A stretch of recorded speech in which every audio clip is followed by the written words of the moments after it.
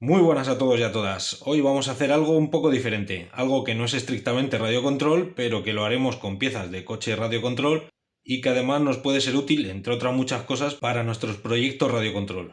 Vamos a hacer una herramienta tipo Dremel. En realidad este tipo de herramienta se llama multiherramienta rotativa o multiherramienta de alta velocidad o mini torno o también la he visto con otros nombres. Pero esto es como lo de la Coca-Cola. Tú entras en un bar y no pides una bebida refrescante carbonatada sabor cola. Tú entras a un bar y pides una Coca-Cola, sea de la marca que sea. Pues aquí pasa algo parecido. Solemos llamar Dremel a este tipo de herramienta, sea de la marca que sea, porque Dremel es la marca comercial que popularizó este tipo de herramienta, y así la llamaré seguramente durante el vídeo. Es una herramienta muy útil porque se le pueden acoplar muchos tipos de accesorios. Nos va a valer para cortar, para lijar, para taladrar, para molar, para pulir, para fresar, para afilar, para grabar, etcétera, etcétera.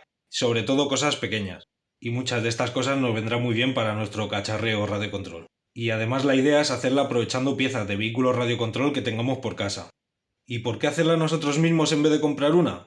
Pues lo primero, porque nos gusta el cacharreo, o el háztelo tú mismo, o el DIY.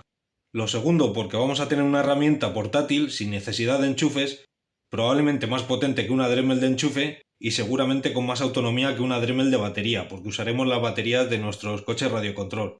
Aunque esto lógicamente dependerá de las baterías que tengamos nosotros para nuestros coches o vehículos, pero normalmente suelen tener más capacidad que la que pueda traer una Dremel. Y tercer motivo, porque nos vamos a ahorrar una pasta, porque la idea, como os decía, es hacerla con piezas radiocontrol que tengamos por casa en su mayoría, típico coche con motor de escobillas que hemos pasado a brusles, típico coche roto que tenemos por ahí pero que el motor funciona, típicas piezas que tienes por ahí de por si acaso, de repuesto, típico coche viejo que hace 1000 que no usas y que tienes por ahí guardado, e incluso aunque tengamos que comprarlas todas o la mayoría, si nos vamos a piezas económicas, nos sigue saliendo más barato que una Dremel buena, una Dremel de marca. Como contras, pues no vamos a tener un producto tan cómodo ni tan bien acabado, pero bueno, yo creo que merecerá la pena. Así que si te mola la idea, entra para adentro, coge papel y boli, ponte cómodo que empezamos.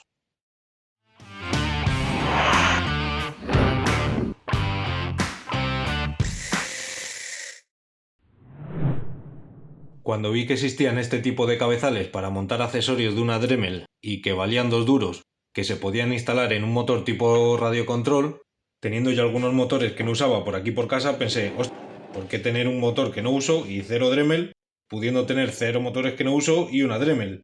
Y me puse a mirar con qué podría moverlo, porque lógicamente no iba a usar un receptor y una emisora radiocontrol y accionarlo desde el gatillo de la emisora. En un primer momento pensé en utilizar una de estas placas de aquí, que son reguladores PWM, que son precisamente para eso. Tienes aquí unas entradas donde conectas por un lado la batería y por otro lado la salida al motor. Con esta ruletita ajustas la potencia y con esto debería mover bien el motor. Pero después de quemar 2 de estas placas me di cuenta de que no era muy buena idea. Por voltaje y amperaje en teoría deberían valer, pero en la práctica no. Creo que es por los picos de amperios que pueden dar estos motores al arrancar o al acelerar brusco. Y pensando qué otras opciones tenía, me acordé de estos cacharritos, los comprobadores de servo, que como su propio nombre indica, pues sirven para comprobar servos. La casualidad. Pero claro, igual que puedes ajustar la señal para mover un servo, puedes ajustarla para decirle a un variador cuánto queremos que corra el motor. Y además un variador está hecho justamente para mover este tipo de motores, por lo que no debería fallar. Me pareció mucha mejor idea que las placas estas, así que me gasté sus buenos 2 eurazos y me compré uno de estos. Y de momento en las pruebas que he hecho ha funcionado estupendamente, así que ese es el método que vamos a utilizar. Vamos a ver ahora todos los componentes que necesitamos. Primero veremos la lista y luego veremos los componentes con más detalle, si hay que tener cosas en cuenta, de qué tipo nos conviene más o menos y ese tipo de cosas. Lo que vamos a usar es el motor con escobillas o brusher. Lo podemos hacer también con uno sin escobillas o brusles, pero ya tendríamos que usar un variador específico para brusles, sería todo más caro, y además la idea es reutilizar piezas viejas que tengamos o gastar muy poco, así que usaremos uno con escobillas. El variador o ESC, que tenemos que tener en cuenta que sea apto para nuestro motor, lógicamente. El comprobador de servos. El cabezal portaaccesorios o portabrocas, aquí tengo 2 diferentes. Una o varias baterías de nuestro vehículo radiocontrol, mejor si son 2S, entre medio metro y 1 metro de cable para el motor, porque la idea es usar el motor así más o menos y dejar los demás elementos aquí en la mesa, la batería, el variador, el comprobador de servos, Entonces necesitaremos un cachito largo de cable para poder trabajar a gusto y manteniendo los otros elementos en la mesa.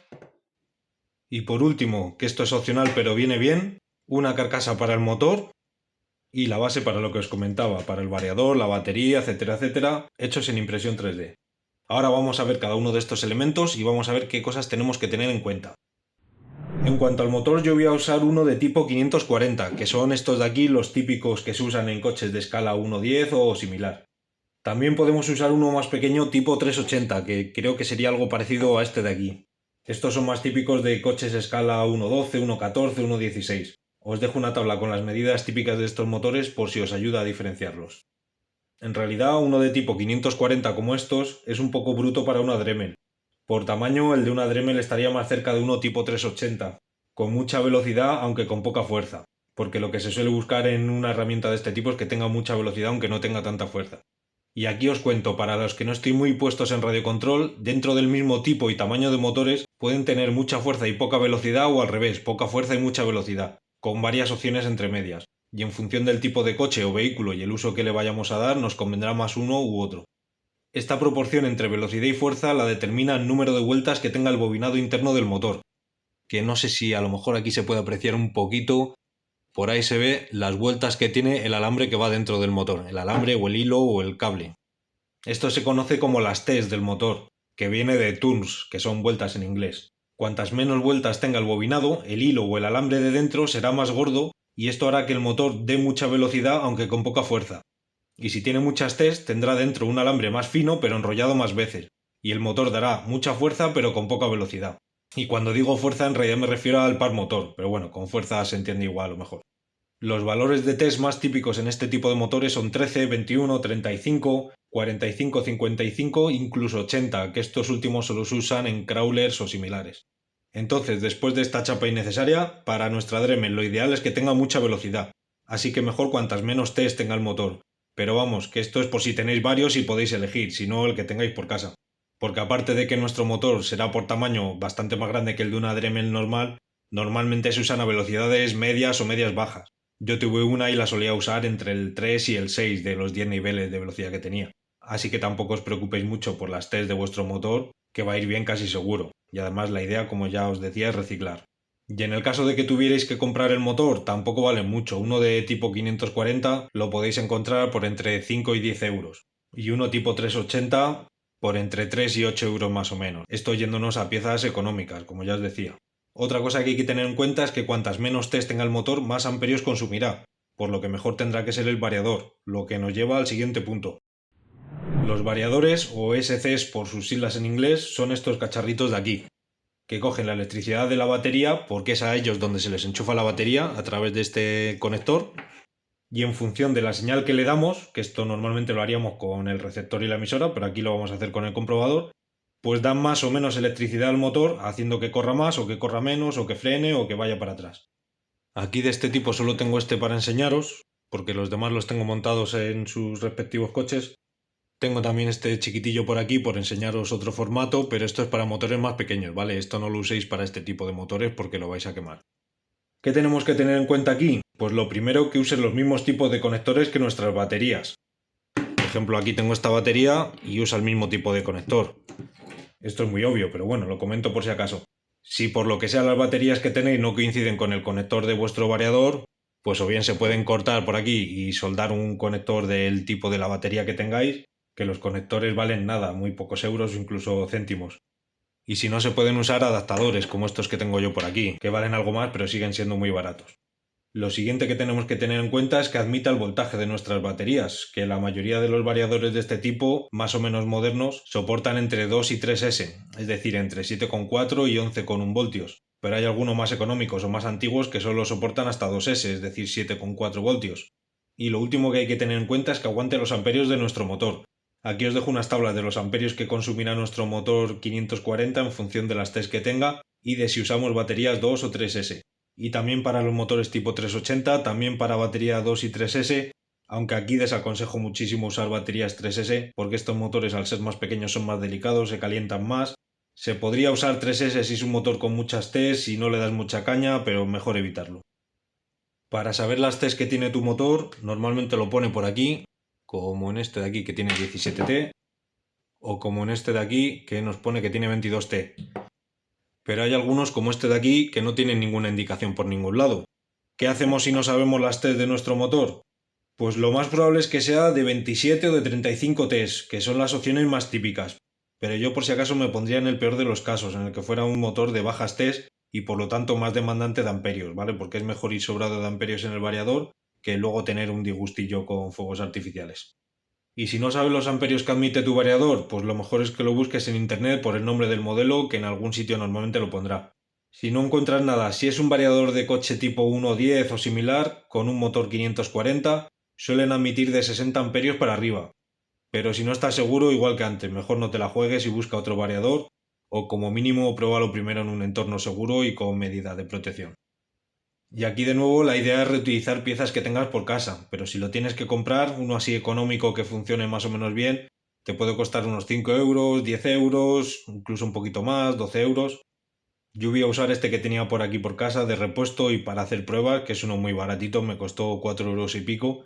Según el fabricante admite hasta 320 amperios, aunque muchos me parecen para lo que cuesta. Esperemos que no se queme. Y otra cosa, si vamos a utilizar baterías de tipo LiPo, como estas que tengo yo por aquí, es importante que el variador tenga corte por bajo voltaje de la batería, porque este tipo de baterías se estropean si el voltaje cae por debajo de cierto valor, normalmente 3,5 por celda o 3,4 ya apurando mucho. Entonces, si es un variador moderno, tendrá corte seguro, incluso hay en algunos que se puede configurar con una tarjeta programadora de estas. No sé si lo veréis por aquí, pero aquí podemos seleccionar entre varios niveles de corte por bajo voltaje. Y en este, que aunque es más o menos moderno, es bastante económico, aquí podremos seleccionar entre batería tipo LiPo o tipo normal. Aquí no sé si se va a apreciar en la cámara. Aquí nos dice las dos posiciones que tiene y la manera de seleccionarlo es cambiando esta pececita de aquí de una posición a otra. Si lo ponemos en el modo LiPo, él ya sabe que a partir de cierto voltaje tiene que cortar y así no estropea las baterías. Y si es un variador antiguo que no está preparado para LiPos, pues se puede usar con baterías tipo LiPo, pero teniendo la precaución de usar un cacharrillo de estos, que es un comprobador de baterías tipo LiPo, que vale muy poco, 2 euros, 1 euro en tu comercio online de cosas chinas de confianza. Este cacharrillo se conecta en el conector de carga de las baterías, mete un ruido del copón y nos dice el voltaje total de todas las celdas, el voltaje de la celda número 1, número 2 y sobre todo, que esto es lo importante, nos avisará cuando esté la batería por debajo de ese voltaje mínimo. Esta es la pieza que vamos a acoplar al eje del motor para poner los accesorios de la Dremel, ¿vale? Si tenemos aquí el motor, esto se acoplaría por aquí y con las llavecitas salen, que en los dos casos no vienen incluidas, pues ya apretaríamos los prisioneros estos y lo dejaríamos aquí fijado. Y luego para fijar el accesorio que iría aquí metido, pues enroscando, esto vemos que se va estrechando el huequito de dentro y ya quedaría el accesorio ahí bien apretado. Lo importante que hay que tener aquí en cuenta es que sea para el diámetro del eje de nuestro motor, que hay para varios diámetros, que como ya vimos antes para los motores tipo 540 suele ser de 3,175. Y os estaréis preguntando, ¿por qué esa medida tan específica a la centésima de milímetro? Bueno, en realidad esto no se lo está preguntando nadie. Pues porque esta medida equivale a un octavo de pulgada, y fueron los estadounidenses, que siguen midiendo las cosas en trozos de persona, los que impusieron el estándar. Para los motores tipo 380 el diámetro suele ser de 2,3 milímetros, pero puede haber algunos que tengan eje de 3,175 como los grandes. En mi caso, como valía muy poco, compré estos dos diferentes para ver cuál iba mejor. Este la verdad es que me gusta más porque se puede adaptar a diferentes tamaños de broca o de accesorio. Y tiene además aquí este rebaje que no sé si se apreciará muy bien para apretarlo con una llave de estas tipo Dremel. Este otro también se puede adaptar a otro diámetro de broca de accesorio, pero ya tendremos que quitar la boquilla esta que viene aquí dentro y cambiarla por una de estas otras que vienen, que cada una es para un diámetro diferente.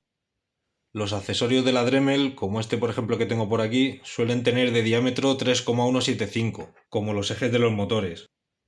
Entonces solo habrá que usar estas boquillas si queremos poner brocas más pequeñas, pero vamos, normalmente los accesorios siempre tienen este mismo tamaño. Lo único malo que tenemos aquí respecto a una herramienta tipo Dremel es el apriete, ¿vale? En la Dremel sueles tener aquí un botón que bloquea el eje, entonces esto ya no gira y ya puedes apretar tranquilamente con la llave, el cabezal este.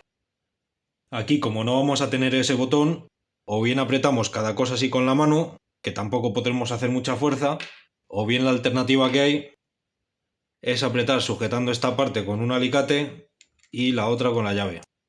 Que igual es un poco engorroso, pero por lo menos nos aseguramos de que los accesorios queden bien apretados. Y esto, como las otras cosas, lo podéis encontrar en vuestro comercio oriental online de confianza y salen bastante baratos, unos 2 o 3 euros más o menos cada uno. Y además hay bastantes tamaños de eje para elegir. También he visto que hay cabezales parecido a lo que tenían los taladros antiguos para acoplar a nuestros motores, que pueden ser bastante interesantes para este uso, porque permiten apretar con una llave sin necesidad de bloquear el eje. Pero todavía no me he hecho con uno. Como ya os he contado, con esto vamos a regular la potencia del motor, ¿vale? Ajustando aquí en la ruletita, pues haremos que corra más o que corra menos. Esto simula lo que haríamos con el gatillo de la emisora en un coche radiocontrol. Si os fijáis, aunque no sé si se verá muy bien, vemos que tiene un conector para la entrada y aquí varios para la salida. Si fuéramos a comprobar un servo, conectaríamos el servo aquí a la salida, podríamos conectar incluso 3 servos porque tiene 3 conectores paralelos, y al conector de entrada solo habría que meterle la alimentación, que como nos pone aquí tiene que estar entre 4,8 y 6 voltios, que es el voltaje que normalmente nos dan los variadores, que es lo que normalmente utilizaríamos para alimentar el comprobador. En nuestro caso, como lo que queremos es ajustar la señal del variador, pero a su vez es el variador el que va a alimentar de corriente al comprobador, lo vamos a conectar a la salida. Y aunque sea la salida, da igual, nos alimenta igual de corriente.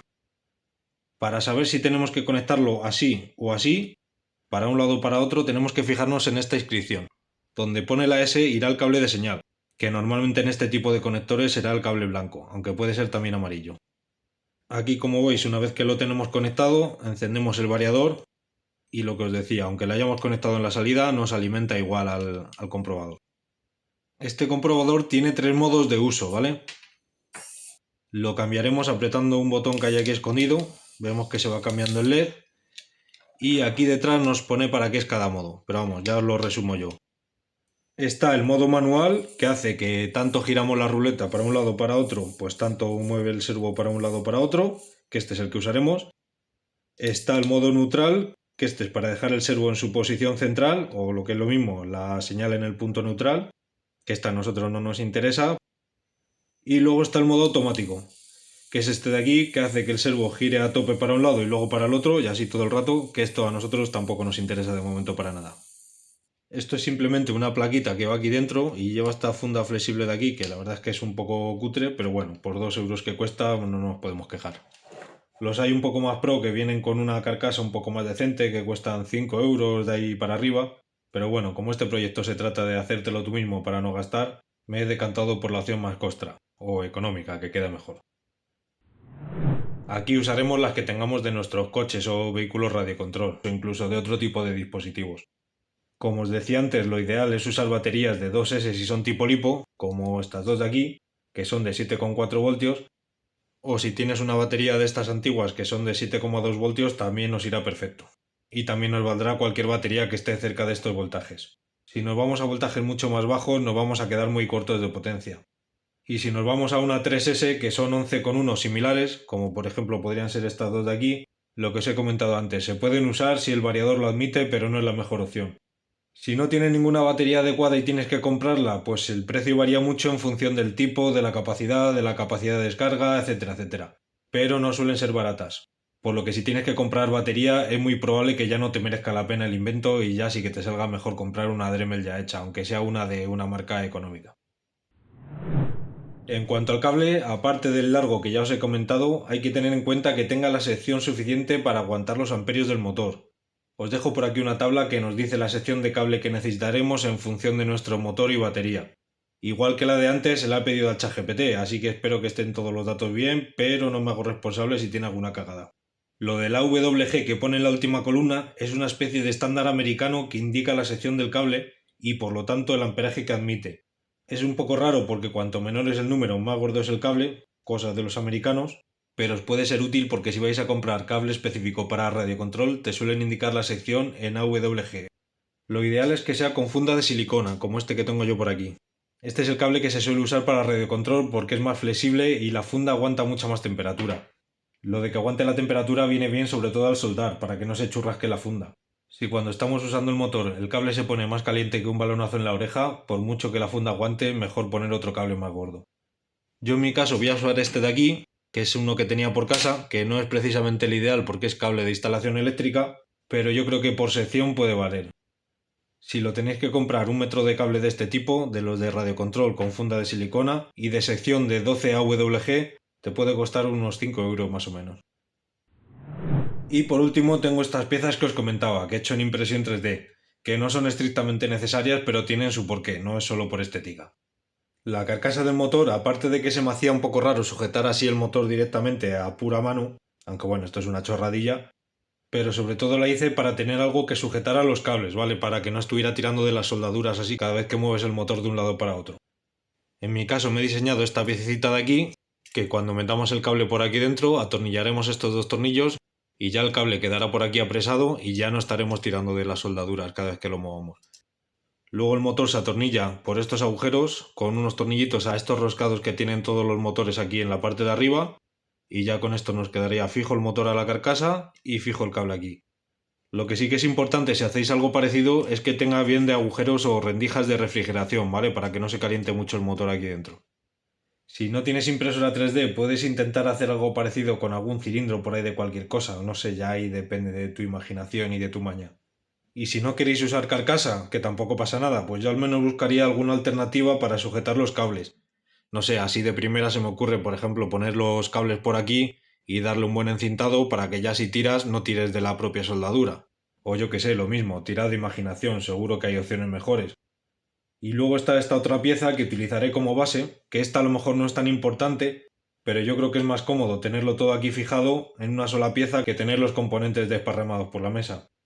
Lo he diseñado para tener aquí la batería sujeta con los straps estos creo que se llaman, con los velcros estos.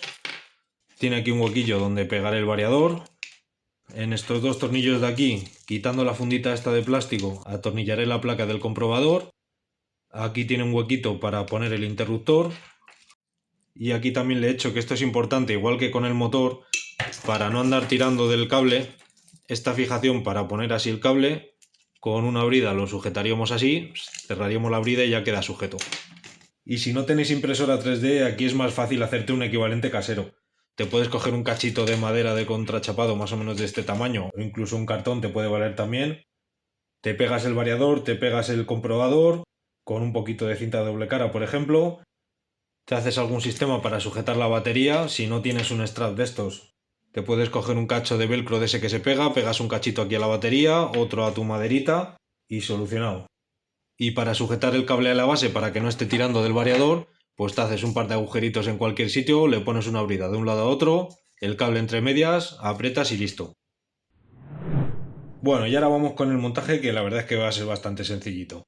Lo único que tenemos así un pelín complicado si acaso sería soldar los cables al motor. Aparte de eso sería pegar o atornillar los elementos aquí en la base, montar el motor en la carcasa, fijar el cabezal aquí en el eje del motor, conectar conectores y poco más. Para los motores hay algunos que vienen ya con los cables soldados, como este por ejemplo, y con estos conectores que coinciden justo con los del variador. Puede que el variador traiga otros conectores o que no traiga, pero esto es una configuración común. Entonces lo que tendríamos que hacer es cortar estos cables por aquí, soldar el trozo largo de cable entre medias y ya podríamos conectarlo a los conectores del variador. Y ya si rematamos las soldaduras con unos cachitos de termorretráctil, pues mejor que mejor. Y si no queréis o no podéis o no sabéis soldar, no pasa nada. Utilicéis unas regletitas de estas, la atornilláis por un lado y por el otro. No es a lo mejor tan fiable como la soldadura, pero no vale igual. Yo voy a usar este motor de aquí, le soldaré aquí los cables, luego los cables los podría soldar directamente a los del variador, pero prefiero cortarle a este motor los conectores y así mantener los conectores para que sea de quita y pon. Vamos al lío.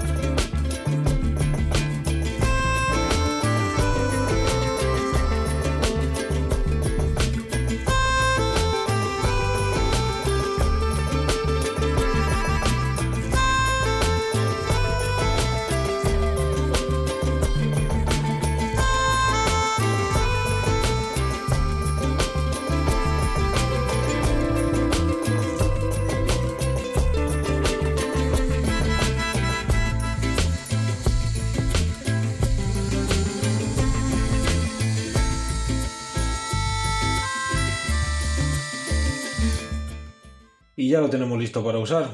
Vamos ahora a hacer alguna prueba a ver qué tal funciona.